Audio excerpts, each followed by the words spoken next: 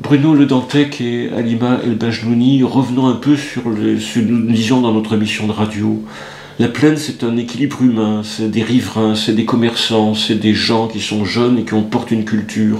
Tout cela, c'est fragile, tout cela, ça doit coexister, et il se trouve que sans décision d'en haut, par le bas, par ce qui existe, ça fonctionne. C'est un petit miracle. Comment peut-on le protéger? Grande question. En tout cas, ça existe, et ça a le mérite d'exister. Par exemple, on a parlé du carnaval de la plaine, on a parlé aussi de... Est-ce qu'on a évoqué les tables de la plaine qui ont été construites sur la plaine et qui ont permis ce que ne permet pas justement l'aménagement urbain, puisque l'aménagement urbain sépare, divise, et que les habitants de la plaine ont construit des tables pour en faire des lieux conviviaux. Il y a eu des associations qui se sont réunies sur la place autour de ces tables, il y a eu des repas partagés. Et vous disiez, il y a beaucoup de jeunes, mais il y a aussi des vieux aussi, et c'est ça qui est intéressant, c'est vraiment intergénérationnel, et ce sont toutes les générations qui viennent sur cette place et qui partagent la place. Il y a des enfants, des parents, des grands-parents, voilà, tout le monde est sur cette place. Les tables, il faut rappeler qu'elles ont été construites en réponse à un état d'abandon que nous pensons volontaire de la part de la municipalité. C'est une place quand même qui était plongée dans la pénombre depuis des années. La nuit, le square, toute l'esplanade centrale était plongée dans la pénombre. Donc c'était vraiment, ça a provoqué une ambiance quand même assez glauque. La fontaine Wallace ne marchait plus, l'état du revêtement des sols était dans un état lamentable, ce qui provoquait des accidents parfois. Il y a eu des jambes cassées, des chevilles foulées assez couramment, quoi. Et cet état d'abandon, les jeux d'enfants cassés qui n'étaient pas remplacés, etc.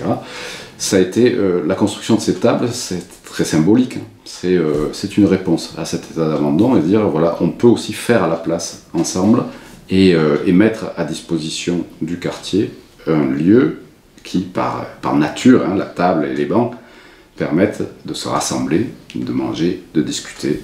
Voilà. C'était important à dire. Et c'est effectivement l'expression d'un quartier qui vit autour d'une multiplicité d'activités et d'usages qui, contrairement à ce que veut faire croire la mairie, ne sont pas forcément toujours enfermés dans des conflits d'usage. Ce qui était dit, c'était un des maîtres mots du cahier des charges de la Soléane pour préparer son chantier. C'est-à-dire que la mairie essayait sur le terreau de l'abandon, de l'état d'abandon dans lequel elle avait laissé la place, de justifier une opération qui finalement est une opération table rase qui délégitime la plupart des usages, que ce soit son marché populaire, que ce soit les jeux d'adolescents, les jeux de ballon ou la pétanque sur l'esplanade centrale, les repas de quartier, les vides-greniers, le carnaval,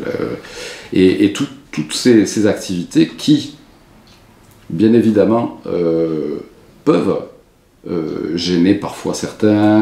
Il y a des résidents qui se plaignent de ce trop-plein d'activités, en oubliant que ça a toujours été le cas du temps du marché de gros. Imaginez, ça commençait à 3h du matin. Mais les beaux immeubles de la place étaient habités par des négociants la plupart du temps, qui avaient un intérêt à ce que tout ça soit foisonnant d'activité, donc on acceptait mieux. Aujourd'hui, il y a certains résidents qui rêvent de vivre dans un quartier pacifié, comme ils disent dans un pamphlet là, qui a fait son apparition dans le quartier il y a quelques jours. Et c'est oublier que tous ces usages, toutes ces activités sont vitales pour le quartier, font que c'est un quartier vivant et populaire, et qu'elles se nourrissent les unes des autres. Les jours de marché, les commerces sédentaires fonctionnent mieux. Ils vendent plus parce que la population, les milliers de personnes, parce que c'est pas un marché de quartier, c'est un marché qui attire des gens de toute la ville. C'était un plus pour les commerces de quartier, pour le bar-tabac, pour la pharmacie, pour le boucher, etc. Et de même, la vie nocturne et ses restaurants, ses salles de concert, voilà, c'est tout un écosystème, on peut dire, voilà, un corps vivant. Ce quartier est un corps vivant dont il faut prendre soin, et c'est ce que la mairie n'a pas fait.